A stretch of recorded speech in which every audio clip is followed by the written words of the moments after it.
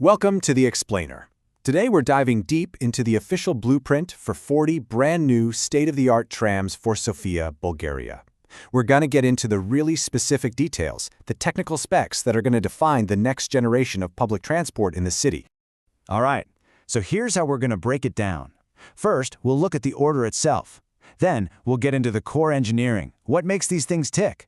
After that, we'll talk about the passenger experience, how the winning company gets chosen, and finally, how these trams will make the journey from the factory all the way to Sofia. So the big number is 40 new low-floor articulated trams. But, the really important number here is 1,009. That's 1,009 millimeters. That's Sofia's very specific track gauge. And that single detail is a huge engineering challenge that honestly shapes every other part of the tram's design. But hold on, before anyone can even think about building these things, they have to play by the rules. And these aren't just suggestions, we're talking about strict, non-negotiable requirements just to even be considered for the job. The biggest rule is this: these trams have to meet the absolute highest European standards for safety and quality. That means all the big certifications, like ISO 9001. And here's a really interesting economic requirement. At least half of the tram's total value must come from parts made right there in the European Union. Okay, let's get into the nitty-gritty. We're going to pop the hood, so to speak, and look at the systems you, as a passenger, will probably never see, but you will definitely feel. This is the engineering heart of the machine.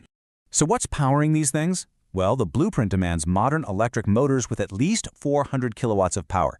That's enough for a pretty zippy acceleration. But check this out. This is a really clever feature. The trams have to be able to move up to 150 meters all on their own, with no power from the overhead lines. Just think about that. If the power ever cuts out in a busy intersection, the tram can just move itself out of the way. That's a game changer. A comfortable ride is all about the suspension, and this spec demands a two-stage system. The first part, the primary suspension, soaks up all the small high-frequency vibrations from the track. Then, a secondary system with steel springs and shock absorbers deals with the bigger bumps. They work in tandem to make sure the ride is just incredibly smooth. Okay, now this next part is a huge deal. Seriously, it's one of the most important things in the entire document.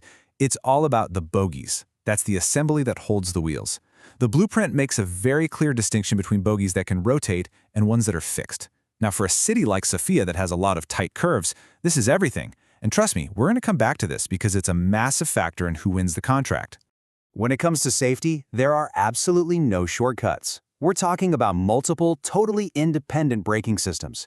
The main brake you use every day actually regenerates power and sends it back to the grid. How cool is that? But then you got mechanical backups. And for a real emergency, there's a powerful electromagnetic brake that literally clamps down on the rail itself. And on top of all that, passengers have their own emergency brake. It's just layer after layer of safety. So we've geeked out a bit on the engineering under the floor. Now let's climb aboard and see what the journey is actually going to be like for passengers. This is where all those specs turn into a real, comfortable ride. The tram's body isn't just a shell. The documents actually call it a safety cell. It has to be built with non-flammable materials and meet some really tough European crash test standards. The frame has to be able to withstand at least 400 kilonewtons of force, which is just a tremendous amount. Basically, it's a protective cocoon for everyone inside. Inside, it's all about capacity and accessibility. There's a minimum of 40 vandal-proof seats, but room for about 190 people in total. And getting on and off is designed to be super easy, with a low floor, really wide double doors, and a dedicated platform for wheelchairs and strollers. They even specified it has to be at the second door, so the driver always has a good view. And let's be honest, nobody likes a tram that's too hot or too cold. That's a non-negotiable here. A powerful climate control system has to keep the cabin at a perfect 24 degrees Celsius in the summer and at least 15 in the winter. And, crucially, the driver gets their own separate system to make sure they're comfortable and focused. This right here really shows the focus on modern passenger needs. A full electronic information system is a must, with screens inside and out. It's all tied to GPS, so you get automatic audio and visual announcements for the next stop. You'll always know exactly where you are and where you're going. So with all these technical demands, how does the city actually choose a winner? It's not just about building a tram that meets the requirements. It's about who presents the absolute best offer according to a very precise scoring formula. So here's that formula. Price is the biggest slice of the pie at 45%. But it isn't the whole story. The technical qualities are a very close second at 35%.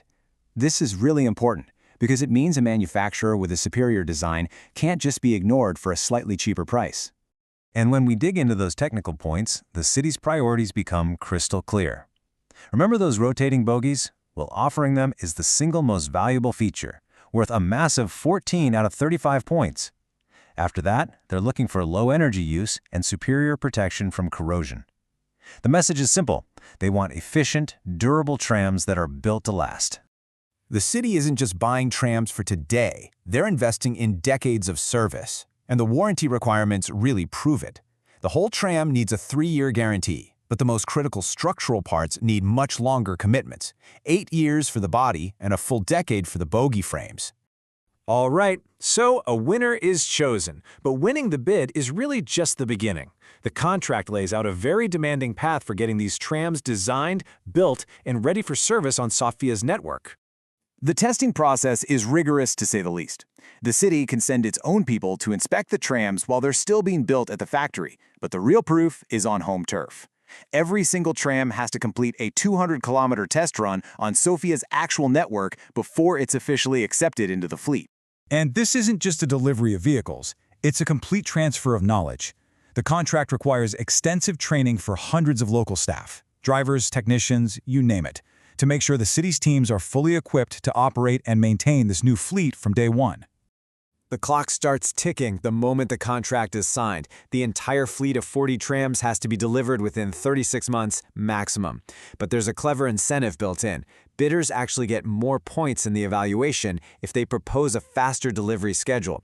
It's a smart way to balance speed with quality. So when you look at all of this, you see it's so much more than a technical document. It's a detailed recipe for modernizing the backbone of a city's public transport. And that leaves us with a final question to consider. As these specifications turn into actual steel, glass, and wiring, how will this new fleet reshape the daily commute for everyone in Sofia?